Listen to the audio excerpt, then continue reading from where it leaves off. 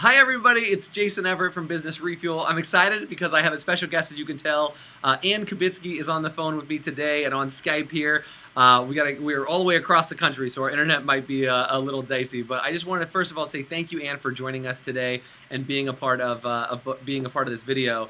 I met Anne back. It's been about a month ago, and I came across this book, What Makes You Grateful, and we were actually both speaking at the same event, and I just absolutely fell in love with your message, what you do, and how you impact people. So again, I just want to say thank you so much for being on the call today. Thank you so much for having me. Absolutely. So tell me about this, because you experienced that gratitude was a very healing thing for you, having people express gratitude to you.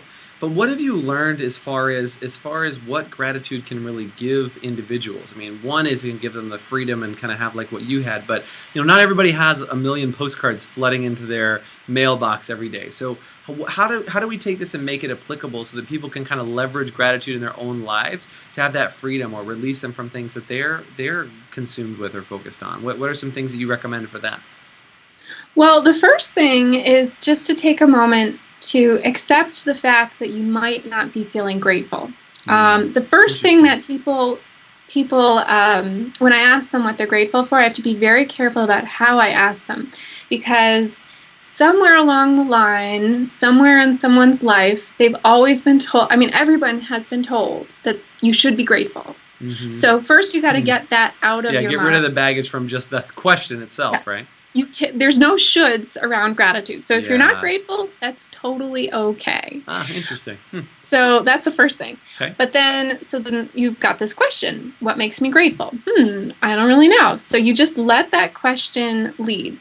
Wherever it goes, you may start thinking about what you need to cook for dinner. You don't have to dwell on it, but you let that question sort of mull, and you'll find yourself coming back to it. And back to it and back to it. And so it'll keep percolating. You'll wake up with it. It'll just percolate until you start finding that like little moment, something simple. Oh, I'm really glad that, there's a little space for me to sit down on the subway today. I'm really grateful for that. Or I'm really grateful that someone opened the door. Something simple. Yeah. And you'll notice that when you celebrate that tiny moment that made you grateful, it leads to the next one, and the next one, and the next one. It's like stepping stones. And so suddenly you find yourself grateful for every little thing, even the painful things. And so it's like training your mind. And if you can do this as a challenge for yourself once a day for 21 days, 21 days is like that time period where it takes your neurochemistry starts switching at about 21 days. Yep. If you can take that time to just do it every day, what am I grateful for? Let the question lead. It's okay if you're not grateful. See if you can find one thing by the end of the day, and you'll normally find like 5 or 10 or 50. Great. Yeah. It makes a big difference. So that's one thing. And then the other thing that's really, I highly recommend this, is to take a moment to think about somebody in your life that you're really grateful for. Like the person that you couldn't live without, that you might not see every day, but you're just so grateful for this person. And I want you to take a moment to write down all the things about that person that makes you grateful. Really just pour your heart out. And then when you're done, you have to call up that person and read the letter. Awesome. And it has, in terms of, I've talked to a lot of gratitude researchers who do different sorts of things called gratitude interventions. Oh, okay. Never heard of those, but that's cool. I didn't know those existed. Yeah, right. But they test, what sort of gratitude activities actually impact people the most. And that has a huge impact on not only the person expressing the gratitude, but the person who's receiving it as well. So highly recommend that. That's a huge one. I've never thought of kind of like having somebody write it and then have them call and give it back. I've often said the question like, how often do you express it? Who would you love to have expressed gratitude towards? But having that written task is spectacular. That's awesome. Yeah, and the best thing is to do it in person if you can. Yeah, but eye contact and everything. Yeah.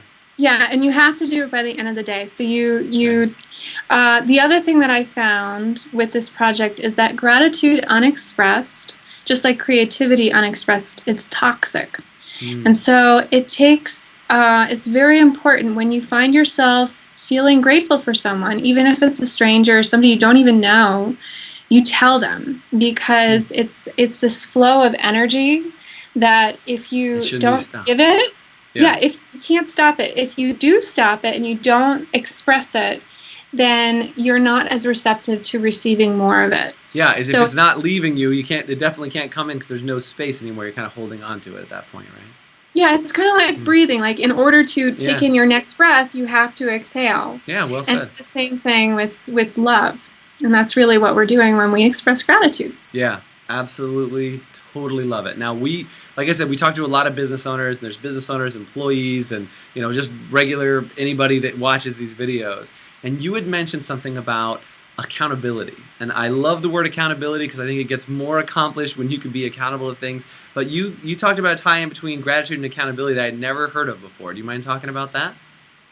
Yeah, sure.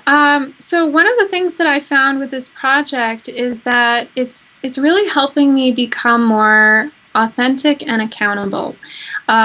Gratitude gives you courage to face your reality. And as simple as that sounds, it's really hard to face reality sometimes. There's so many ways that if you look at just an iPhone, we're constantly using it to distract ourselves. Escape, yeah, there's always something somewhere that we can use to escape from whatever difficulty we're facing. And so when you practice gratitude, it gives you courage to not only face the problem, whatever problem it is, but it gives you the mental freedom to come up with a creative solution, to be part of it, and to accept the fact that you don't know the answer. But once you get to that point of acceptance, that's what makes you receptive.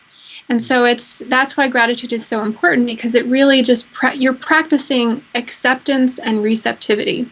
That's really what you're doing. That is awesome. That's fantastic. And again, I think so many people could use more gratitude in their life. And you mentioned it. Gratitude is really love, shown into you, right? And so I love being able to help people become more accountable or being more grateful and just being better individuals. So again, I just want to say thank you for taking the time with us. I know we got to spend a little extra time with you, and that to me is fantastic, a little longer than our normal videos that we would do. And I just want to say thank you for being on this call. Thank you for being a part of this and letting other people hear about it. And I hope that more people hear about it and participate with you and help you grow some of the awesome things that you're doing. So thank you so much for taking the time. Anything you want to say to people kind of as we're signing off or anything like that? Well, I just take a moment, share what you're grateful for, write it in the comments below. I like it. So write in the comments below. I want to know what you guys are grateful for below. Put it in the comments, and can you give your website just so that if people want to go check it out and see more about the project, can you give me the new website you guys have coming out? Yeah, it's lookforthegoodproject.org. Awesome. And a lot of the activity right now is on Facebook. So it's if you just look for the Good Project on Facebook, it'll pop up, and every day there's a grateful message from someone in the community, and the next one could be you. Awesome. Thank you so much, Anne, and I really appreciate your time today. Thank you so much. Thank you. Awesome.